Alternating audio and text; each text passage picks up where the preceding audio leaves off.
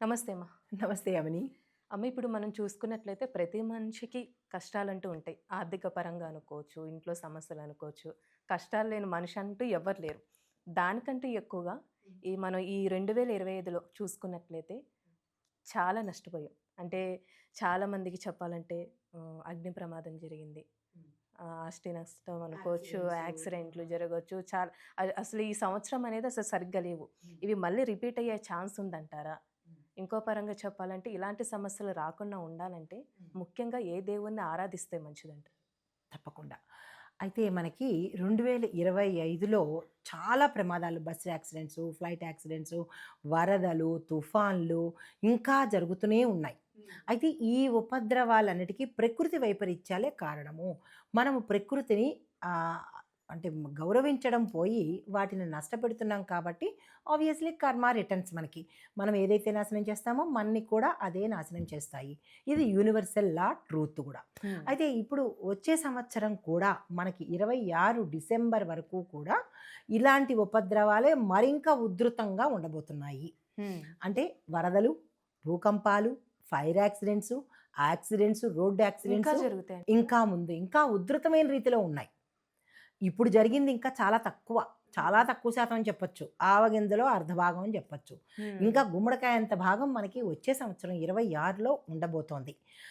Flight accidents ఇంకా అన్నీ ఒకటని కాదు. నీటి వల్ల, భూమి వల్ల, ఆకాశం వల్ల, వాయువు వల్ల రోగాలు. ఎక్కువగా రోగాలు. మళ్ళా ఇంచుమించు కరోనా సిట్యుయేషన్ లాగా వచ్చే అవకాశాలు ఎక్కువ కనబడుతున్నాయి. అవును. అయితే ఈ పంచభూతాల వల్ల వచ్చేవి ఉధృతం తగ్గడానికి మనం ఏం చేయాలంటే 25 ఎలాగా అయిపోయింది. మనం ఎవరం కనుక్కోలేకపోయాము. ఏదో జరిగిపోయింది. అయితే ఇక నుంచి అయినా సరే 26 అయినా సరే మనము ఎక్కువగా అంటే ఈ ప్రమాదాలన్నీ జరిగేవి కుజుడు అంటే మన గ్రహాల పరంగా చూసినట్టయితే కుజుడు, రాహు, శని భగవానుడు. మనకి పంచాంగంలో మనకి చెప్తాం కదా!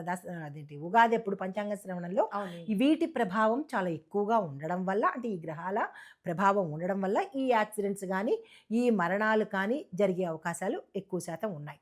అయితే మళ్ళా ఇలాంటివే రిపీట్ అయ్యే నెక్స్ట్ ఇయర్ కూడా పంచాంగకర్తలు చెప్పిందేంటంటే, ఇంకా ఉధృతమైన రీతిలో ఈ యొక్క గ్రహాల యొక్క ఆహ్, ప్రభావం ఉంటుంది. హ్మ్. అయితే మరి ఈ గ్రహాల ప్రభావం తగ్గించుకోవడం కోసం మనం ఏ దేవుణ్ణి ఆశ్రయించాలి అంటే గనక ప్రతి ఒక్కళ్ళు కూడా హనుమంతుణ్ణి ఆరాధించాలి.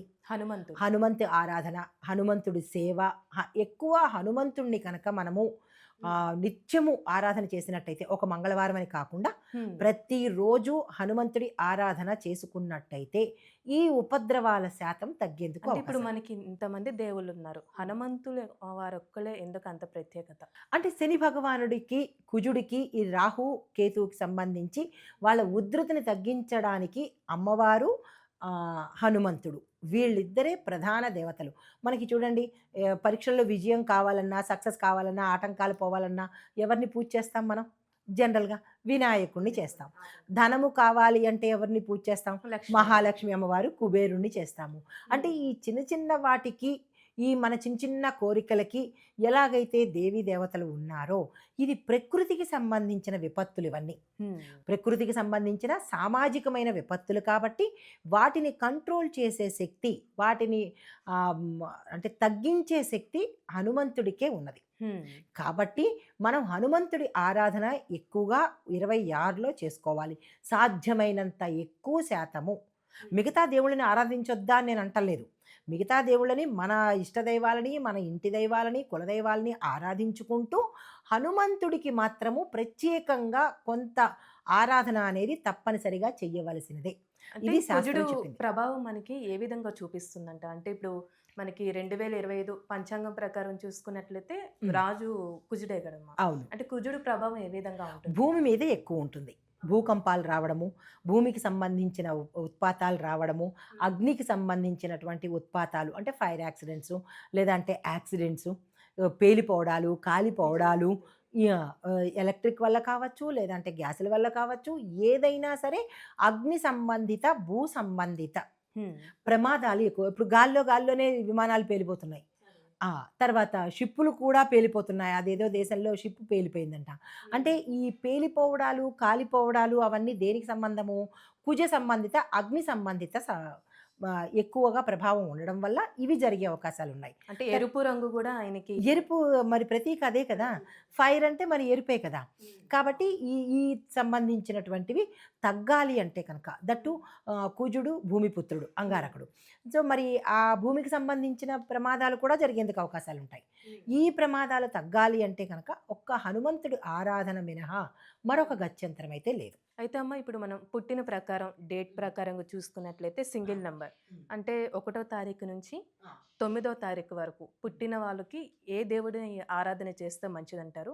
దాని తర్వాత డబుల్ నంబర్ ఉన్న వాళ్ళకి ఏ దేవుడి ఆరాధన చేయాలంటారు? తప్పకుండా. అయితే ఇక్కడ 1 తారీఖు పుట్టిన దగ్గర నుంచి 9 తారీఖు అది డబుల్ నంబర్ అవ్వచ్చు, సింగిల్ నంబర్ అవ్వచ్చు.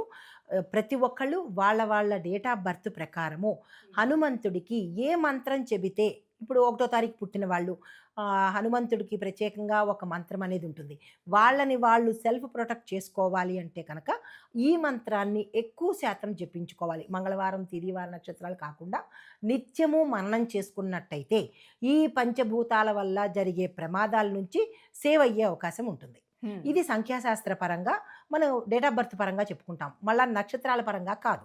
ఓన్లీ డేట్ ఆఫ్ బర్త్ పరంగా పుట్టిన డేట్ ప్రకారము. అయితే ఈ పూజించడం వల్ల మనకేంటంటే శక్తి వస్తుంది, నరదృష్టి నుంచి తప్పించుకోవడం అవుతుంది, ఈ ప్రమాదాలు ఉత్పాతాల నుంచి కూడా తప్పించుకోవడం అవుతుందన్నమాట హనుమంతుడి ఆరాధన వల్ల.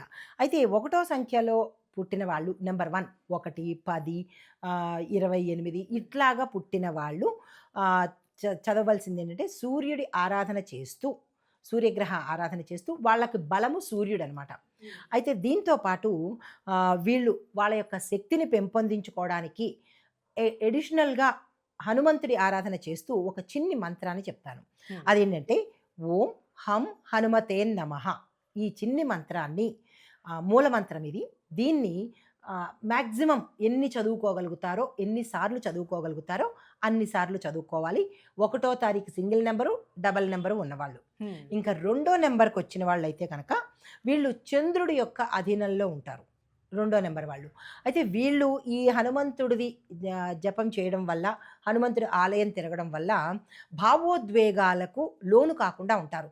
అంటే విపరీతమైన కోపము, కసి, కార్పణ్యం, కక్ష ఇలాంటివి ఏవీ లేకుండా సామరస్యంగా శాంతంగా ఉండేందుకు ఈ ప్రకృతి వైపరీత్యాల నుంచి తప్పించుకోవడానికి వాళ్ళు చదవవలసిన మంత్రం ఏంటంటే ఓం అంజనీ సుతయే నమః. ఈ 2వ నంబర్ వాళ్ళు ఓం అంజనీ సుతయే నమః. ఈ 2వ తారీఖు పుట్టిన వాళ్ళు 2 నెంబరు డబల్ డిజిట్లో ఉన్న వాళ్ళందరూ కూడా ఈ మంత్రాన్ని కనుక చదువుకున్నట్టయితే వీళ్ళలో కొంచెం ఆవేశకావేశాలు తగ్గడంతో పాటు ప్రకృతి వైపరీత్యాల నుంచి తప్పించుకునే అవకాశం కనబడుతుంది. ఇక 3వ నెంబర్ చూసినట్టయితే వీళ్ళు బృహస్పతికి వీళ్ళ అధిపతి ఈ నెంబర్కి. అయితే ఈ బృహస్పతి ఏంటంటే జ్ఞానము, తెలివితేటలకు అధిపతి. అయితే ఎక్కువగా వీళ్ళు ఈ యొక్క 26లో ఇవి తగ్గిపోతాయి వీళ్ళకి. అంటే అంత శక్తి ఉండకపోవడము, తెలివితేటలు లేకపోవడము తగ్గిపోతూ ఉంటుంది. ఎందుకు? ఈ జాతక ప్రభావం వల్ల. అయితే వాటిని మళ్ళా పెంపొందించుకోవడం కోసము, ఈ ప్రకృతి వైపరీత్యాల నుంచి తప్పించుకోవడం కోసము వీళ్ళు చదవవలసిన మంత్రము ఓం శ్రీరామదూతయే నమః. ఈ మంత్రాన్ని కనుక జపించుకున్నట్టయితే మ్యాక్సిమం 26 మొత్తము ఎన్ని రోజులు ఇంత సమయం అనేది లేదు. ఎన్నిసార్లు మీరు చెప్పుకోగలిగితే అంత మీ శక్తిని పెంచుకోగలుగుతారు. ఇంకా 4వ నెంబర్ చూసినట్టయితే కనుక వీళ్ళు రాహు పాలిత నెంబర్ ఇది. వీళ్ళకి 4వ నెంబర్ వాళ్ళు రాహువు చేత పరిపాలించబడతారు. అంటే వీళ్ళ అధిపతి రాహు అనమాట. ఈ రాహు దేనికి అంటే భ్రమ, ప్రతీది భ్రమ. నేను తెల్లారేపాటికల్లా కోటీశ్వరుని అయిపోతా, లేదంటే రాజునైపోతా, లేదంటే ఇదైపోతా అని భ్రమలో ఉంటుంటారు ఎప్పుడు వాళ్ళు. ఆ భ్రమలు మనకి ప్రాక్టికల్ కాదవి. కాబట్టి వాళ్ళ ఆ భ్రమను తొలగించుకొని మంచిగా ఉండేందుకు వీళ్ళు చదవవలసిన మంత్రం ఏంటంటే కనుక ఓం హనుమతే రుద్రాత్మకయే నమః. ఓం హనుమతే రుద్రాత్మకయే నమః. ఈ మంత్రాన్ని కనుక చదువుకుంటే వీళ్ళు వాస్తవిక ప్రపంచంలో ఉంటారు. ఇంకా 5వ నెంబర్ చూసినట్టయితే కనుక ఈ 5వ నెంబర్ వాళ్ళు బుధుడికి వీళ్ళ రూలింగ్ ప్లానెట్ బుధుడు అనమాట. బుధుడు అంటే మనకి దేనికి ఉపయోగపడుతుంది? స్వచ్ఛత, ప్యూరిటీ, క్లారిటీ, భక్తి, కమ్యూనికేషను, మాట ఇవన్నిటికి ఈ బుధుడు ఎక్కువగా వీళ్ళ మీద ప్రభావం పడుతుంది. అయితే ఈ సమయంలో వీళ్ళు కోల్పోయే అవకాశం ఉంటుంది. చాలామంది అంటుంటారు, నాకు బుద్ధి పనిచేయట్లేదు, ఏంటోగా ఉంది, సరిగా బుర్ర పనిచేయట్లేదు అంటుంటారు. అంటే ఈ ప్రభావం 26లో తగ్గించుకొని వీళ్ళ యొక్క శక్తిని పెంపొందించుకోవాలి అంటే కనుక హనుమత్ ఆరాధన తప్పనిసరి. అయితే వీళ్ళు చదవవలసిన మంత్రము ఓం అంజనీ సుతయే నమః. ఈ మంత్రాన్ని సాధ్యమైన సార్లు పఠించాలి. ఇంకా 6వ నెంబర్కి వచ్చినట్టయితే కనుక వీళ్ళు శుక్రుడి చేత పరిపాలించబడతారు. అంటే వీళ్ళకి అధిపతి శుక్రుడు అనమాట. శుక్రుడు అనగానే దేనికంటే శక్తి, బలము, అందము, ఐశ్వర్యము ఇవన్నీ ఉంటాయి. అయితే కొంతమంది అంటే ఇది ప్రభావం తగ్గింది అని అనడానికి ఎలాగంటే సిమ్టమ్స్ కనబడుతుంటాయంటే, నాకు అసలు బాలేదు, ఏంటో నేను బాగా లేను, గతంలో కన్నా నీరసంగా ఉన్నది, బలం లేదు, శక్తి లేదు, ఇట్లాగా అంటుంటారు. దట్టు ఫిజికల్గా కూడా వాళ్ళు అందవిహీనంగా మారుతూ ఉంటారు.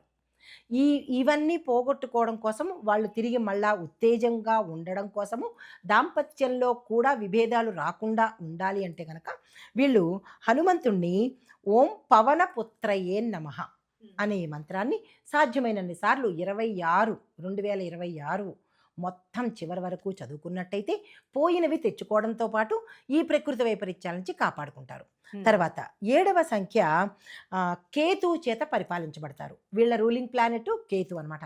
కేతువు దేనికి అధిపతి అంటే కనుక ఎక్కువగా అంతర్దృష్టి, ఆధ్యాత్మికత, ఇన్నర్ వాయిస్ ఎక్కువ ఉంటుంది వీళ్ళకి. ఇన్నర్ వాయిస్ అంటే మనకి మంచి చెడు చేసేటప్పుడు ఆ ఇన్నర్ వాయిస్ హెచ్చరిస్తూ ఉంటుంది.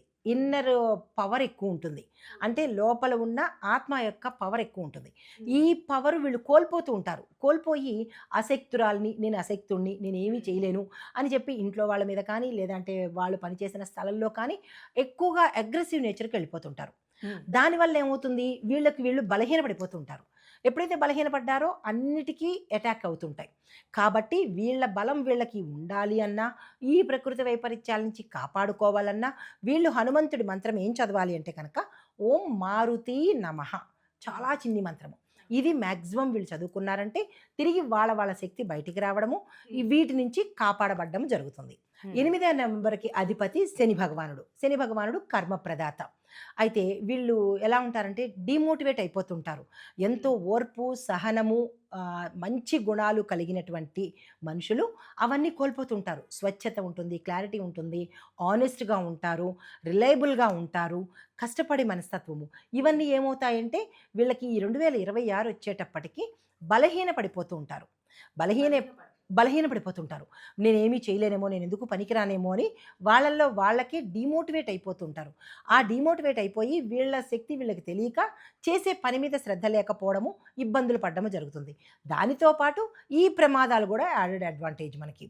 సో వీటి నుంచి తప్పించుకోవాలి అంటే కనుక వీళ్ళు ఓం హనుమాన్ వీరయే నమః అని ఈ మంత్రాన్ని సాధ్యమైనన్ని సార్లు 8వ సంఖ్య కలిగిన వాళ్ళు చదువుకోవాలన్నమాట. తర్వాత ఇంకా లాస్ట్ 9వ నెంబర్ ఏంటంటే కనుక వీళ్ళు కుజుడు చేత పరిపాలించబడు. వీళ్ళ రూలింగ్ ప్లానెట్ కుజుడు అనమాట.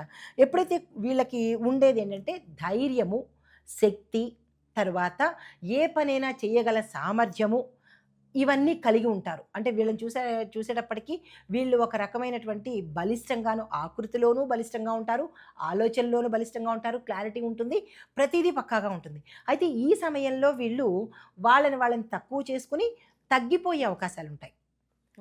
బలహీనపడిపోతారు. ఎప్పుడైతే ఒక వ్యక్తి బలహీనపడ్డారో ప్రతిదానికి లోబడిపోవడం అవకాశం ఉంటుంది. కాబట్టి వీళ్ళు చదవవలసిన మంత్రం ఏంటంటే ఓం హనుమాన్ వీరయే నమః అనే ఈ మంత్రాన్ని 108 సార్లు ప్రతిరోజు, అంటే ఇప్పుడు చెప్పిన నెంబర్లన్నీ కూడా 108కి తక్కువగా చదువుకుని మ్యాక్సిమం ఒక రోజుని కాదు, ఈ 2026 జనవరి దగ్గర నుంచి డిసెంబర్ వరకు సంవత్సరం మొత్తము చదువుకున్నట్టయితే వీళ్ళు ఏదైతే కోల్పోయారో అది తిరిగి వాళ్ళు పొందేందుకు, ప్రమాదాల నుంచి తప్పించుకునేందుకు అవకాశం ఉంటుంది. అంటే మీరు చెప్పిన డేట్ ప్రకారం వాళ్ళే ఈ మంత్రాలంటూ జపించాలంటారా? మిగతా వాళ్ళు కూడా చేసుకోవచ్చు అంటారా? ప్రతి ఒక్కళ్ళు 1వ తారీఖు నుంచి 9వ తారీఖు వరకు అందరూ ఉంటారుగా. ప్రతి ఒక్కళ్ళు ఉంటారు కదా. 1వ తారీఖు వాళ్ళు ఏ మంత్రం చదవాలి అనేది చెప్పాను కదా.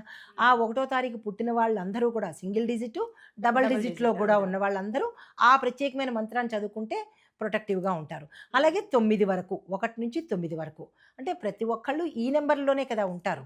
కాబట్టి ఆ నెంబర్‌లలో ఉన్న ఈ హనుమంతుడి మంత్రాన్ని చదువుకొని సాధ్యమైతే ఆలయానికి వెళ్ళి ఎక్కువ సేపు అంటే వీళ్ళ పనులు పక్కన పెట్టి అని కాదు. ఎక్కువ సేపు హనుమంతుడి మంత్రాన్ని గనక చదువుకుంటూ, జపించుకుంటూ ఆలయ దర్శనం కనుక చేసుకున్నట్టయితే వాళ్ళ శక్తి పొందడంతో పాటు ఈ ప్రకృతి వైపరీత్యాల నుంచి, ప్రమాదాల నుంచి తప్పించుకునే వాళ్ళవుతారనమాట. చాలా చక్కగా తెలియజేశారమ్మా. ధన్యవాదాలు.